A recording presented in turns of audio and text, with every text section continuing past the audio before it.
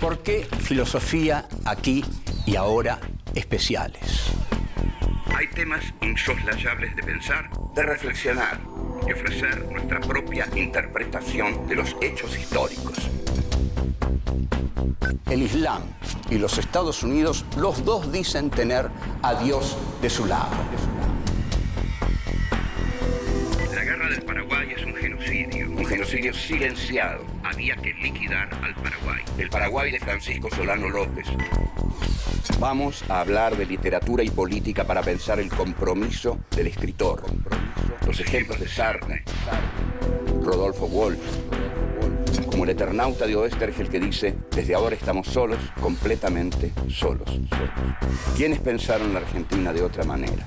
John William Cook. El peronismo es el hecho maldito del país burgués. Raúl Scalabrini Ortiz Queda en el recuerdo de todos como uno de los principales representantes del pensamiento nacional y popular.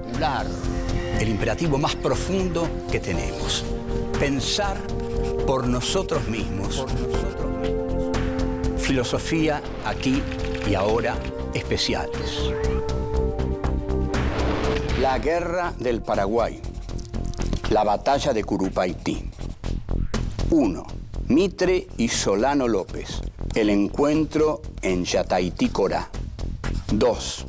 Un rechazo doloroso. 3. El colonialismo de Buenos Aires. 4. Feudalismo y retroceso. 1. Mitre y Solano López. El encuentro en Yataití, Corá.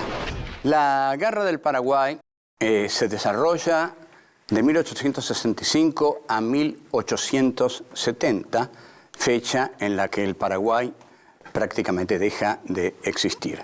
El Tratado de la Triple Alianza era de 1865 y ahí ya estaba establecido que esa guerra iba a ser llevada hasta las últimas consecuencias, es decir, que esa guerra era una guerra de aniquilación de la República del Paraguay.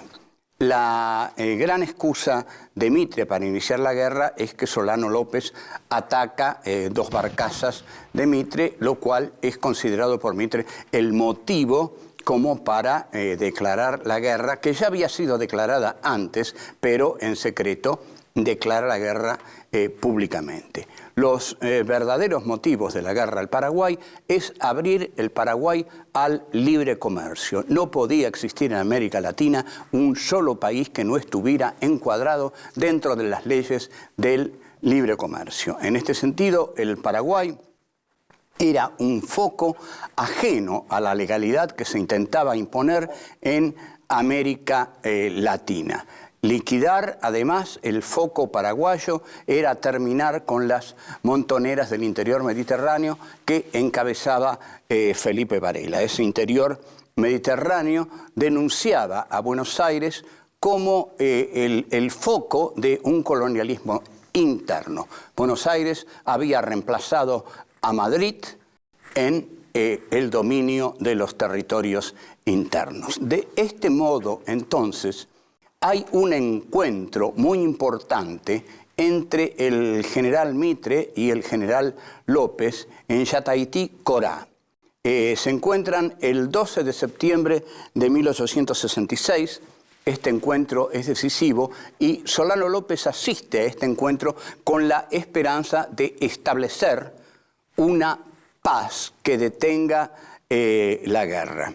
Este texto está contado nada menos que por José Luis Busaniche, un gran historiador argentino que no es ni liberal ni revisionista, que es un honesto historiador y que fundamenta muy bien lo que dice. El libro es Estampas del Pasado, un libro delicioso. Mitre le dice a López que él tiene que respetar lo que ya ha pactado con las otras dos naciones que firmaron el Tratado de la Triple Alianza. Le contesta que él está sujeto a lo que se ha comprometido a hacer con el Brasil y con Uruguay. López le dice que él conoce el Tratado de la Triple Alianza y que no puede aceptar las condiciones que se establecen en ese tratado, porque en verdad, aunque López algunas cláusulas no las debe haber leído, las cláusulas más secretas, más poderosas, eran las que implicaban el aniquilamiento completo del Paraguay. Ahora bien, López le hace saber a Mitre que si se intenta arrinconarlos y exterminarlos, ellos van a resistir hasta el último hombre. Dentro de esta guerra a fines de septiembre se da la batalla de Curupaytí, que es una batalla trágica para las fuerzas argentinas, pero de esta batalla el Mitre, digamos, la da vuelta a la historia oficial y la transforma en una batalla que expresa el infinito coraje de los soldados argentinos. En lugar de mostrar el desastre de la batalla, lo que se muestra es qué coraje tenían los soldados argentinos que embestían las trincheras paraguayas, caían como moscas, pero caían heroicamente. Es así como está la anécdota en que Mitre le dice a Sarmiento: usted me entregó un hijo, yo le devuelvo un héroe, porque Dominguito, el hijo de Sarmiento, muere en Curupaytí. Mitre abandona el frente y ahí ya la guerra queda en manos del Brasil, que será el que va a completar el genocidio de un modo realmente atroz. Vamos a hacer una reflexión final después sobre por qué se llega a tal extremo y vamos a ver si no hay ahí alguna responsabilidad del mariscal Francisco Solano López. Volvemos. 2. Un rechazo doloroso. Vamos a analizar, a pensar la derrota de Mitre en Curupaytí, que decidió la guerra para Mitre, decidió su retiro de la guerra del Paraguay. En el libro de Busaniche, que mencionamos, Estampas del Pasado, Busaniche toma el relato que hace de la batalla de Curupaytí el soldado Fotheringham, que estuvo en esa batalla y la narra muy detalladamente, pero a la vez transformándola de algún modo en una heroicidad del ejército mitrista. Dice que los soldados de este ejército heroicamente nada pueden, sin embargo, nada puede el valor heroico contra las zanjas que han hecho los paraguayos, contra el campo inundado, contra los abatís puntiagudos, como son esos gajos de árboles seculares y de dureza de hierro. Se dan el lujo y la temeridad de morir, dice, y es lo que hacen. Es decir, este soldado que está ahí, este británico, cuyo testimonio recoge Busaniche, dice que los soldados de Mitre se dan el lujo de morir porque tal es su temeridad que no se frenan ante nada. Entonces, también lo pinta a Mitre con un coraje enorme, que cerca de él estalla una granada y Mitre ni se inquieta, digamos, tal es su coraje que puede estallar una bomba ahí y, digamos, sigue traduciendo la Divina Comedia del Dante. Esto les debe hacer recordar quizás una escena de Apocalypse Now, donde el personaje del teniente Kilgore, Robert Duvall, está así, estalla una ráfaga de ametralladora ahí y él sigue hablando tranquilamente. Este hombre inglés narra la derrota cuidadosamente. Entonces habla de los errores de los cañones brasileños que tendrían que haber aniquilado la fortaleza de Curupaytí y sin embargo la pasan por encima, lejos de dar en el blanco. Entonces esto determina que claro, que los hombres de Mitre son aniquilados. Ahora, la conclusión que saca es que no es un ejército abatido por la derrota, que es un ejército que marcha con la rabia de la impotencia, con una ira, dice, reconcentrada e irrazonable, pues no comprende o no admite que se haya estrellado contra lo imposible, pero no lo admite porque es tal el valor de este ejército que marcha contra un enemigo más poderoso, pero es tal su patriotismo que no dejan de marchar. Entonces concluye, ni ellos son victoriosos, ni nosotros hemos sido derrotados. Ha sido, sí, un rechazo doloroso. Un rechazo doloroso en una batalla donde han muerto miles y miles de soldados. Se le llama solamente un rechazo doloroso porque ahí se explayó el patriotismo de los ejércitos argentinos. Ahora bien, ¿por qué sucedió esta derrota a un ejército de hombres tan valerosos? Mitre no lo dice nunca, no lo dice nunca. Se retira del frente, se encarga de la represión de las montoneras gauchas que se han alzado contra su gobierno e intenta detener a los desertores de su ejército en la guerra del Paraguay. Debe haber estado muy, muy amargado el general Mitre en esos momentos. No dijo una palabra de la derrota en Curupaytí. Volvemos. 3. El colonialismo de Buenos Aires. No es simplemente, como lo presenta el general Mitre y Buenos Aires, una guerra de la civilización contra la barbarie. Por el contrario, hay muchos intelectuales que se oponen a esta guerra. Son intelectuales que han formado parte de la Confederación Urquicista, la Confederación Argentina, que se nucleó alrededor del general Urquiza, del cual Alberdi representó las relaciones exteriores de la Confederación. Son, entre otros, Carlos Guido y Hispano, Alberdi, Andrade, los hermanos Hernández, todos son intelectuales que van a escribir duramente contra la guerra del Paraguay, tal como lo hace Varela en el manifiesto de 1868, que es uno de los textos más importantes de la historia argentina y que debería ser estudiado en los colegios. La guerra del Paraguay no solo es la guerra de Buenos Aires contra el Paraguay, es también la guerra del conflicto de Buenos Aires con las provincias argentinas. Este monopolio interno, este colonialismo interno que lleva Buenos Aires contra las provincias argentinas es parte de la guerra del Paraguay.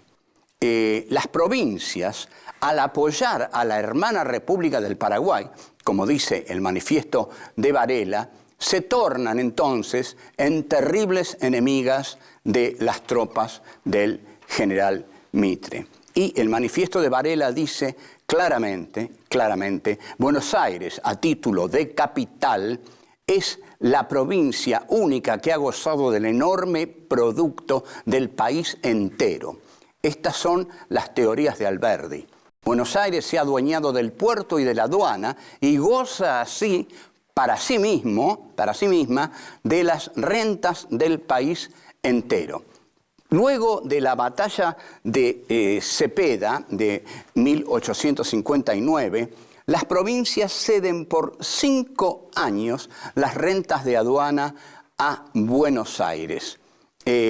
Solano López hace aquí de mediador entre las provincias y Buenos Aires. Así que desempeña un papel interno de mediador ahí después de la batalla de Cepeda. Buenos Aires es una provincia poderosa y afortunada porque la batalla de Cepeda la había perdido. Ahora, sigue Varela en su manifiesto diciendo: es por estas incontestables razones que los argentinos de corazón y sobre todo los que no somos hijos de la capital hemos estado siempre del lado del Paraguay en la guerra que por debilitarnos, por desarmarnos, arruinarnos, le ha llevado Mitre a fuerza de intrigas e infamias a la nación entera y también a el Paraguay. Es decir, la que está triunfando aquí es la egoísta Buenos Aires, que hace de esa guerra y de la guerra a las fuerzas federales del interior una experiencia de dominio, de colonialismo interno, en la cual va a asumir el papel del colonizador. Varela, a su vez, durante todo el manifiesto, le pide a Urquiza que monte a caballo. Esta es una muy linda expresión que usa Varela. General Urquiza, monte a caballo por el federalismo.